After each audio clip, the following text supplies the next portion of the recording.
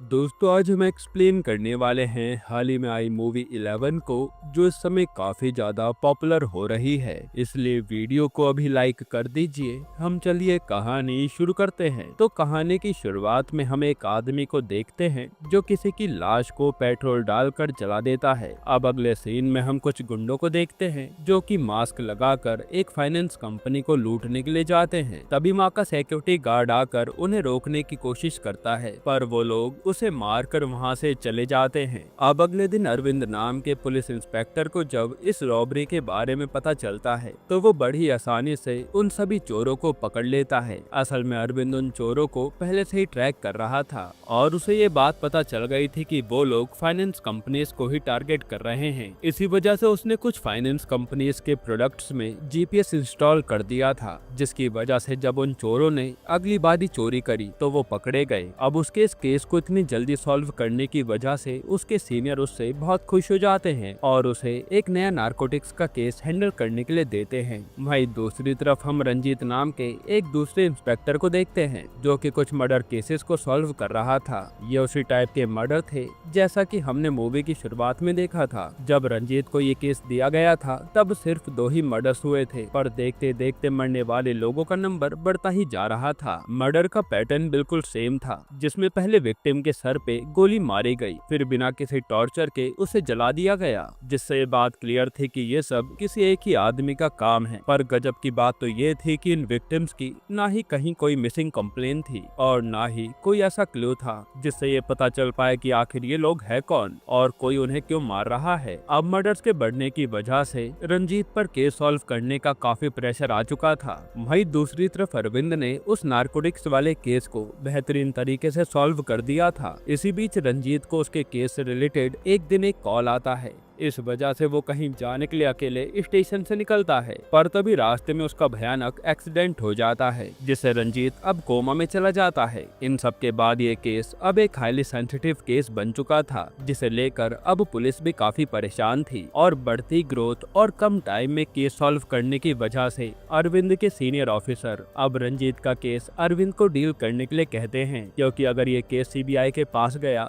तो पुलिस की काफी बदनामी होगी। फिर वो एसआई मनोहर को एज एन असिस्टेंट अरविंद के साथ काम करने के लिए कहते हैं और केस की डिटेल्स जानने के बाद अरविंद सभी क्राइम स्पॉट्स पर जाने के लिए कहता है। अब यहाँ शॉकिंग बात ये थे कि एक भी क्राइम स्पॉट पर विक्टिम का एक भी हेयर तक नहीं होता। फिर अगले दिन जब अरविंद पुलिस स्टेशन जा रहा होता है तभी अचानक उसकी गाड़ी बंद हो जाती है। इसी वजह से वो लिफ्ट मांगने लगता है। तभी एक लड़की की गाड़ी उसके सामने आकर रुकती है जिसका नाम था संजना। अब उसे देखकर अरविंद थोड़ा शॉक्ड हो जाता है और यहाँ सीन थोड़ा फ्लैशबैक में जाता है, जहां वही लड़की संजना एक रेस्टोरेंट के बाहर किसी लड़के से मिलने के लिए आई होती है। असल में संजना के पेरेंट्स ने उसे वहां एक लड़के को देखने के लिए भेजा था। उसे बताया गया था कि वो लड़का ग्रे शर्ट पहने हुए है। अब जब संजना अंदर आती है तो उसकी मुलाकात अरविंद से होती है, जो कि ग्रे शर्ट पहने हुए था। तब अरविंद को देखकर संजना को उससे पहली नजर में प्यार हो जाता है। हालांकि अरविंद उसकी ये मिसअंडरस्टैंडिंग क्लियर कर देता है कि वो नहीं है जिसे वो मिलने आई है। तभी अचानक अरविंद की वहाँ कुछ लोगों से फाइट होने लगती है, क्योंकि वो वहाँ एक केस की जांच करते हुए आया था, जिससे संजना को पता चल जाता है कि असल में अरविंद एक पुलिस वाला है। और इन सब के बाद संजना अरविंद को फॉलो करने लगती है और उसे प्रपोज भी कर देती है, पर अरविंद को उसमें कोई भी दिलचस्पी नहीं थी। खैर अब प्रेजेंट डे में अरविंद संजना से लिफ्ट लेना नहीं चाहता था, पर उसे मजबूरी में लिफ्ट लेनी पड़ती है। फिर स्टेशन आने के बाद अरविंद और एसआई मनोहर रंजीत से मिलने के लिए जाते हैं, पर वो अब भी कोमा में होता है। तभी अचानक एक दिन वही किलर एक और आदमी को किडनैप करता है और अपने यूजुअल तरीके से उसे मार देता है। फिर जब वो लाश पुलिस को मिलती है तो उसे पोस्टमार्टम के लिए भेजा जाता है, पर इस बार डॉक्टर अरविंद को एक नई इन्फॉर्मेशन देते हैं। वो उसे बताते हैं कि उन्हें विक्टिम की लाश से एक प्लेट मिली है, जो कि उसने शायद एक रिसेंट एक्सीडेंट में लगवाई थी। अब ये प्लेट काफी काम की थी, क्योंकि सभी प्लेट्स जो भी बॉडी में लगाई जाती हैं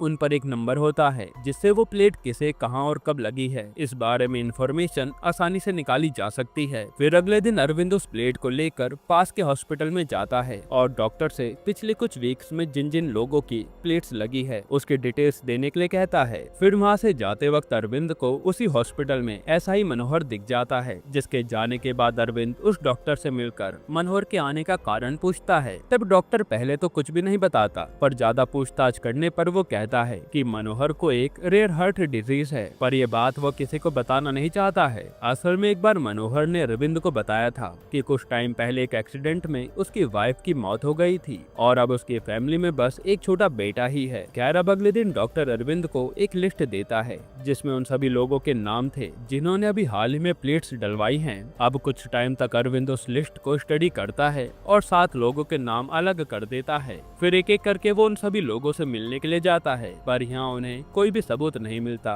फिर आखिर लास्ट में वो उस लिस्ट पर मौजूद सुधाकर नाम के आदमी के पास जाता है और सुधाकर बताता है कि उसके पिता बूढ़े हैं, इसी वजह से वो पास ही जॉब करता है और उनकी देखरेख करता रहता है। इसके बाद अरविंद उससे उसके एक्सीडेंट के बारे में पूछता है, जिस पर सुधाकर बताता है कि कुछ दिनों पहले ही उसका एक माइनर एक्सीडेंट हुआ था जिसमें उसके पैर में एक प्लेट डाली गई थी। अब यहाँ अरविंद सुधाकर के घर को ध्यान से देख रहा होता है, जो बात सुधाकर को कुछ ठीक नहीं लगती। ऐसा लग रहा था कि मानो वो कुछ छुपा रहा हो। फिर यहाँ से जाते वक्त अरविंद को संजना का मैसेज आता है जो उससे पूछती है कि क्या एक बार वो उससे मिलने के लिए आएगा। पहले तो अरविंद मना कर देता है, पर उसके बहुत इंसिस्ट करने पर वो उससे मिलने के लिए मान जाता है। फिर जब अरविंद उससे मिलने आता है तो वो आज फिर अरविंद को प्रपोज करती है, पर इस बार भी अरविंद उसे मना करके वहाँ से चला जाता है। अब अगले दिन अरविंद को एक और लाश मिलती है जिसका मर्डर उसी सीरियल किलिंग के तहत हुआ था, पर इस बार डिटेल्स में थोड़ा डिफरेंस था। असल में अब तक वह मर्डरर लोगों को शहर के बाहर जला रहा था, पर इस बार तो उसने ये काम शहर के अंदर ही किया था। अब क्राइम स्पॉट पर उस समय अरविंद के साथ एक लोकल कांस्टेबल भी रहता है जो अरविंद को बताता है कि कल एक भिखारी पुलिस स्टेशन आया था और वो किसी के किडनैप होने की बात कर रहा था, पर क्योंकि वो एक भिखारी था और सही से कुछ बता नहीं पा रहा था, इसी वजह से मैंने उसे भगा दिया था। ये सब सुनकर अरविंद उस भिखारी के पास जाता है और उससे उसने जो भी देखा उसके बारे में पूछता है, जिस पर वो बताता है कि पिछले दिन सुबह एक लड़की बस से उतरी और एक आदमी जो कि कार से था वो उसे किडनैप करके वहाँ से ले गया। वो भिखारी ये भी बताता है कि वो लड़की रोज उस रोड से अपनी स्कूटी पर जाती थी, पर उस दिन वो बस से आई थी। अब यहाँ ये सोचने वाली बात थी कि जो लड़की रोज अपनी स्कूटी से जाती थी वो लड़की आज बस से क्यों आई थी। इस बात का पता करने के लिए अरविंद सभी पुलिस वालों को आसपास के मैकेनिक शॉप पर पता करने के लिए कहता है, जिस पर उन्हें एक शॉप पर पता चलता है कि आज से 2 दिन पहले एक लड़की अपनी स्कूटी को रिपेयर करवाने के लिए आई थी और उसकी स्कूटी अभी भी रिपेयर शॉप पर थी। उस स्कूटी से अरविंद को उस लड़की के कुछ डॉक्यूमेंट्स मिलते हैं जिससे उन्हें पता चलता है कि उस लड़की का नाम मीरा है। इसके बाद वो लोग उसके घर जाते हैं और यहाँ हैरानी वाली बात तो ये थी कि गेट खुद मीरा खोलती है, जिससे उन लोगों को कुछ भी समझ नहीं आता और वो उससे पूछते हैं कि क्या उसने अपनी स्कूटी बनवाने के लिए दी है, जिस पर वो हाँ में जवाब देती है। इन सब के बाद वो लोग उसके घर की छानबीन करते हैं। तभी अचानक मनोहर को एक रूम में एक बहुत ही शॉकिंग चीज दिखाई देती है, जिस पर वो तुरंत अरविंद को बुलाता है। असल में उस रूम में था एक फोटो फ्रेम, जिससे उन्हें पता चला कि मीरा अकेली नहीं है बल्कि उसकी एक ट्विन सिस्टर भी है, और इतना ही नहीं, उन्होंने एक ट्विन स्कूल से पढ़ाई की है जिसकी फोटोग्राफ भी वहीं लगी होती है। इन सब के बाद अगले दिन एक बार फिर सुधाकर को पुलिस स्टेशन बुलाया जाता है क्योंकि उसका भी एक ट्विन ब्रदर था, और ये बात उन्हें मीरा के घर में लगी उस फोटोग्राफ से पता चली थी क्योंकि वो भी उसमें था। खैर, अब अरविंद सुधाकर से पूछता है कि वो उसे सब कुछ सच बता दे, जिस पर अब सुधाकर घबरा चुका होता है। इसी वजह से वो एक्चुअल ट्रुथ बताना शुरू करता है। एक्चुअली वो सुधाकर नहीं बल्कि सुरेंद्र था, सुधाकर का भाई। वो बताता है कि कुछ दिनों पहले सुधाकर अचानक से गायब हो गया, जिस पर जब उसने उससे कांटेक्ट करने की कोशिश की तो कुछ देर बाद उसे एक अननोन नंबर से एक मास्क्ड मैन का वीडियो कॉल आया, जिसने उसे कहा कि अगर वो अपने भाई को जिंदा देखना चाहता है तो वो एक लोकेशन पर आ जाए बिना पुलिस को इन्फॉर्म करे। दूसरी तरफ जब अरविंद सेम क्वेश्चंस मीरा से पूछता है तो वो भी सब कुछ कन्फेस कर लेती है। वो बताते कि वो मीरा नहीं बल्कि तारा है। फिर वो बताते कि उसकी बहन मीरा भी गायब हो गई थी और उसे भी एक लोकेशन पर एक मास्क्ड मैन ने आने के लिए कहा था, और उसने पुलिस से भी एक बार कांटेक्ट करने की कोशिश की, पर वो आदमी उस पर नजर रखे हुए था। इसी वजह से वो भी उस लोकेशन पर गई थी। वहाँ पहुंचकर उन दोनों को उस मास्क मैन ने कहा कि तुम्हारे सामने जो लोग बैठे हैं उसे तुम्हें सामने रखी गन से मारना होगा अगर तुम अपने भाई बहन को फिर से देखना चाहते हो तो। ये सुनकर सुरेंद्र और तारा दोनों ने उनके सामने बैठे आदमी को मार दिया, और वो आदमी जिसे उन्होंने मारा था उसका फेस कवर्ड था। खैर, इसके बाद जब वो घर पहुंचते हैं तो वही मास्क मैन उन्हें एक वीडियो शेयर करता है जिसमें वो लोग एक आदमी का मर्डर कर रहे थे और वो आदमी जिसे उन्होंने मारा था वो कोई और नहीं बल्कि उन्हीं के भाई बहन थे। यानी कि सुरेंद्र ने अपने भाई सुधाकर को और तारा ने अपनी बहन मीरा को ही मार दिया था। खैर इस कन्फेशन के बाद तारा और सुरेंद्र को आपस में मिलवाया जाता है और क्योंकि वो क्लासमेट थे इसी वजह से वो एक दूसरे को पहचान जाते हैं। फिर अरविंद इन दोनों से पूछता है कि क्या उन दोनों को अपने स्कूल में से किसी पर शक है,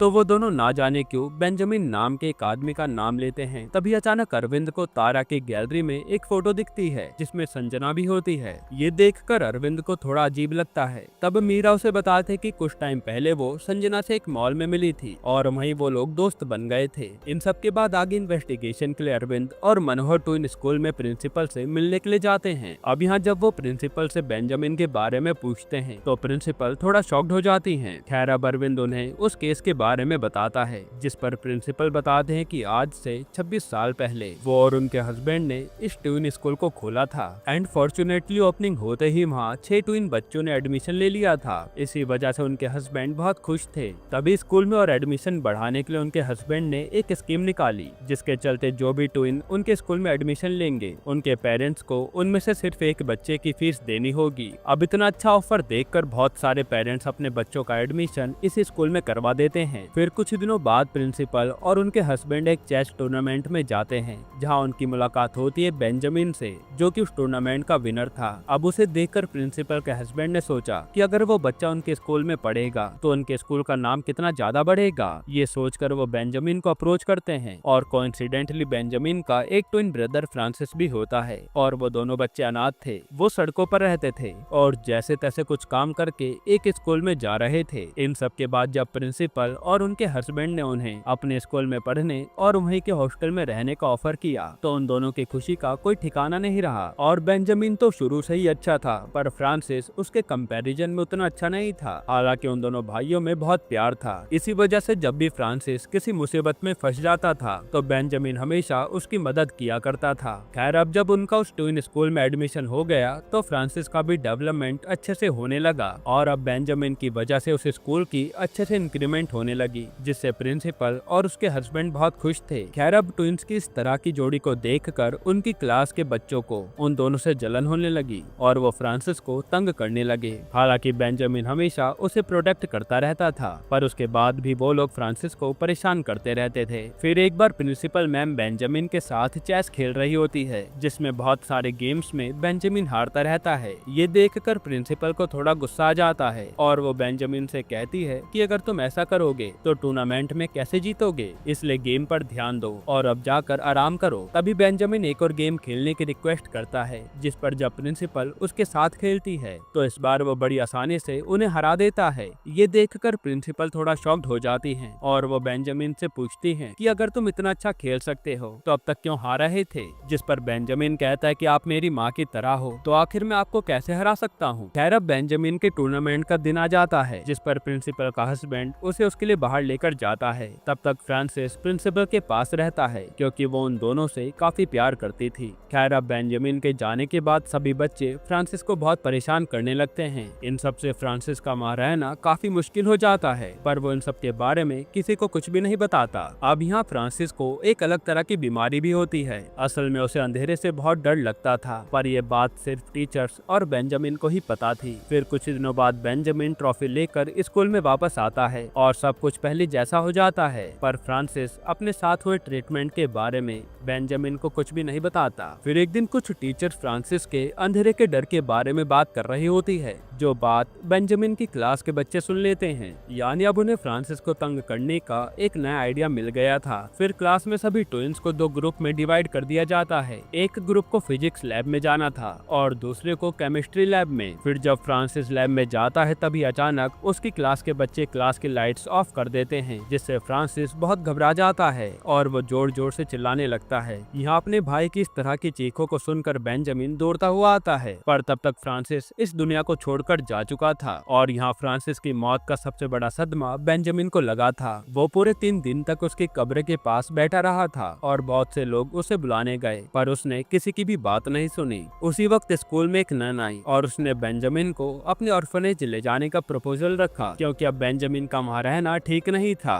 तब बेंजामिन के बारे में सोचकर प्रिंसिपल ने बेंजामिन को उनके साथ भेज दिया और कुछ दिनों बाद पता चला कि एक फैमिली ने उसे अडॉप्ट कर लिया है। फिर प्रिंसिपल कहती है कि तब से लेकर अब तक मुझे उसके बारे में कोई इन्फॉर्मेशन नहीं है। हालांकि बेंजामिन का जाना हमारे लिए बहुत बुरा साबित हुआ और उसके जाने के कुछ दिनों बाद ही हमारे स्कूल में आग लग गई और सब कुछ तबाह हो गया। मेरे हस्बैंड इस ट्रॉमा को सह नहीं पाए और उन्होंने शराब पीकर अपनी जान दे दी। ये सब इन्फॉर्मेशन मिलने के बाद अरविंद संजना से मिलने के लिए जाता है, पर उसे देखकर संजना पूछती है कि आपको किससे मिलना है। अब ये सवाल थोड़ा तो अजीब था, क्योंकि कुछ दिनों पहले तो वो उसके पीछे पड़ी थी और आज ये सवाल। असल में ऐसा इसलिए था क्योंकि वो संजना नहीं बल्कि उसकी ट्विन सिस्टर अंजना थी, जो कि ऑब्वियसली अरविंद को नहीं जानती थी। खैर, अंदर आने पर संजना अरविंद को देखकर बहुत खुश हो जाती है, क्योंकि उसे लगता है कि शायद वो उसका प्रपोजल एक्सेप्ट करने के लिए आया है। हालांकि अरविंद तुरंत ही क्लियर कर देता है कि वो उन्हें बताने आया है कि उन लोगों की जान भी खतरे में है, इसी वजह से वो वहाँ आया है। फिर वो उन्हें बेंजामिन के बारे में भी बताता है और साथ ही कहता है कि अब मर्डर्स होने वाले हैं। इसके बाद वो उनकी सिक्योरिटी के लिए उन दोनों को मनोहर के घर पर छोड़ देता है। इसके बाद उसे बस धीरन और धीरज को ढूंढना था, क्योंकि वो लोग ही थे जो अब बचे हुए थे। पर काफी कोशिश के बाद भी अरविंद उन्हें ढूंढ नहीं पाता। तभी अचानक एक दिन उन्हें फिर से एक लाश मिलती है, जो देखकर इस बार कमिश्नर अरविंद को डांटने लगते हैं। वो उसे कहते हैं कि तुम बताओ कि जब तुम्हें धीरन और धीरज नहीं मिले तो आखिर उस किलर को कैसे मिल गए, और अब ये कैसे पता चलेगा कि मरा धीरन है या फिर धीरज। ये सुनकर अरविंद कहता है कि सर, ये धीरन है, क्योंकि उस दिन जब फ्रांसिस की मौत हुई थी तब आधे बच्चे फिजिक्स लैब में थे और आधे केमिस्ट्री लैब में, और फ्रांसिस की मौत केमिस्ट्री लैब में हुई थी। और ये बेंजामिन सभी फिजिक्स लैब वाले बच्चों को मार रहा है ताकि वो लोग उसकी तरह ही पेन को एक्सपीरियंस कर पाएं। इसके बाद वो कमिश्नर से बस थोड़ा और टाइम मांगता है। तभी उसे पता चलता है कि रंजीत को होश आ गया है। उस वजह से वो तुरंत उससे मिलने के लिए जाता है। तब रंजीत उसे बताता है कि उस दिन उसका एक्सीडेंट एक ब्लैक कलर की कार की वजह से हुआ था, और वो अरविंद से ये भी कहता है कि किलर उन लोगों के बीच ही है, क्योंकि किलर को उनके मूव के बारे में पहले से पता चल जाता है। तभी प्रिंसिपल अरविंद को कॉल करके उसे केस से रिलेटेड एक बहुत ही जरूरी इंफॉर्मेशन देती है। वो बता दे कि बेंजामिन हर साल फ्रांसिस की पुण्यतिथि पर उसकी कब्र के पास आता है, जो कि आने ही वाला है। अब ये सुनकर अरविंद उस दिन फ्रांसिस की कब्र के पास छुप जाता है और कुछ ही देर में वहाँ सच में बेंजामिन आता है, जो कि कोई और नहीं बल्कि मनोहर ही था। उसे देखकर अरविंद के होश उड़ जाते हैं और अरविंद उसे पकड़ने की कोशिश करता है, और तब तक मनोहर वहाँ से भाग जाता है। फिर संजना और अंजना को चेक करने के लिए अरविंद तुरंत मनोहर के घर जाता है और यहाँ वो दोनों बैठे हुए होते हैं। अब यहाँ अरविंद कुछ कर पाता उसके पहले ही मनोहर उसे पीछे से मारकर बेहोश कर देता है। फिर जब अरविंद को होश आता है तब तक मनोहर अंजना को लेकर वहाँ से जा चुका था। तब थोड़ा दिमाग लगाकर अरविंद और संजना उसी बिल्डिंग में जाते हैं जहाँ बेंजामिन ने अपने सारे विक्टिम्स को बुलाया था, और वहाँ उन्हें मनोहर और अंजना मिल जाते हैं। तब अरविंद संजना को गन देकर कहता है कि बेंजामिन जैसे ही लिफ्ट से नीचे आए उसे गोली मार देना। इसके बाद वो खुद जाकर मनोहर से लड़ाई करने लगता है और कुछ ही देर में लिफ्ट नीचे आती है, जहाँ संजना बिना देखे शूट कर देती है, और शॉकिंगली उस लिफ्ट में बेंजामिन नहीं बल्कि अंजना थी। तभी अचानक वहाँ रंजीत आ जाता है और अरविंद को पकड़ लेता है। यहाँ हम देख पाते हैं कि अरविंद के शरीर पर फ्रांसिस लिखा होता है, जिसका मतलब था कि बेंजामिन कोई और नहीं बल्कि खुद अरविंद ही था, जो इतने टाइम तक सबको पागल बना रहा था। इन सब के बाद रंजीत बताता है कि कुछ दिनों पहले जब अरविंद उससे मिलने के लिए आया था तब उसने नोटिस किया था कि अरविंद का लाइटर और उस दिन जिस कार से उसका एक्सीडेंट हुआ था उस आदमी का लाइटर सेम था, जिस वजह से उसने अरविंद पर रिसर्च की और उसे सारा सच पता चल गया। इन सब के बाद अरविंद को पकड़ लिया जाता है और उसे जेल में डाल देते हैं। तभी अचानक रंजीत को एक और बात क्लिक करती है और वो तुरंत जेल की तरफ भागता है, पर तब तक अरविंद धीरज को भी मार चुका होता है और फिर वो अपनी कहानी बताना शुरू करता है। असल में ये सारा प्लान अरविंद का ही था।